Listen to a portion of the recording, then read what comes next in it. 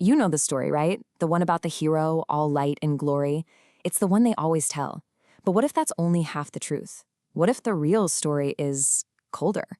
Today, we're cracking open the testament of the Faustbuch Übermensch, and believe me, it's a look from the other side of the mirror. So he kicks things off with a truth that stings a little, doesn't it? That history, well, it's always written by the winners. From where he's standing, that whole hero's journey is just PR. A story they tell themselves, where every mistake is a lesson and every doubt is just part of some grand, noble quest. And where does that leave him? He claims to be that very shadow. The cold, hard fact that's left behind when the hero's spotlight moves on. He's the silence, the stillness, the frozen truth that gets ignored in all that frantic, celebrated movement. Okay, so get this. He says he wasn't born. No, he was manifested. He sees himself as a necessary reflection. Like, you can't have the hero's chaos, what he calls becoming, without some kind of order to push back against it. And that's him. He's the sentinel standing guard against the void. And this is where it gets really juicy. Look at his composition. He's not just some random villain. He's an echo of trials. Basically, all the lessons the hero failed to learn. He's made of this raw, primal energy mixed with ancient malice, and he literally bursts onto the scene through a shattered mirror. I mean, can you get a more perfect dark rival? But here's the key, the line that changes everything. He insists he's not a monster. He's a monument to permanence. And that single idea, that's his entire worldview in a nutshell. So, of course, he looks at the hero's whole philosophy of lightness and dancing and just scoffs. He calls it a fool's gospel. And in its place, he offers up something he believes is way more real, more lasting, the gospel of gravity. For him, this isn't about being weighed down. It's the only real path to something eternal, something unchanging. All right, this is the absolute core of his thinking, and it's a direct nod to the philosopher Friedrich Nietzsche. For him, this spirit of gravity isn't some burden you need to shake off. No, it's an anchor. Think of it like the immense weight of history, of tradition, of all the values that came before. That weight is what holds you steady in what he sees as this totally meaningless storm of chaos. So while the hero thinks that's just conformity being dragged down into the mud, our guy sees it as being grounded in absolute, unshakable truth. And his whole purpose, from his point of view, was basically an act of salvation. It's wild. When he says he wanted to freeze his atoms, he wasn't trying to kill the hero. He was trying to perfect him, to save him from the rot of constant change, to make him eternal, like a star that never burns out. From his perspective, the hero's choice to keep changing was basically a choice to just be a flicker, a spark that vanishes in an instant. Right, so the hero sees this offer and thinks, it's a trap, it's a prison. But the Übermensch frames it as his gilded cage of truth. He argues that it's not about locking you in, it's about protecting you. It's a sanctuary designed to elevate your soul by shielding it from all the messy chaos of the world. And this chart just lays it all out, plain and simple.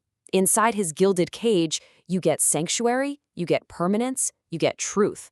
But outside, that's what the hero calls freedom. But for the Übermensch, that's just chaos. It's conformity, what he calls the mud of the herd, and it's a pointless dance with nothingness. This is the choice he's putting on the table. The wild, messy chaos of becoming, or the beautiful, stable perfection of just being. His powers aren't just random attacks either. He calls them tools of static control. Everything is about enforcing his philosophy. The breath of the void, winter's bite, they're all designed to impose order, to literally suck the chaotic energy out of a situation. And it all comes back to his main goal, possession, not transformation. He wants to find that one perfect golden moment and preserve it forever. But he sees the hero as someone who just wants to keep melting that gold down, turning it back into worthless common lead. Okay, so now he completely flips the script. His testament turns into a direct assault on the hero's philosophy.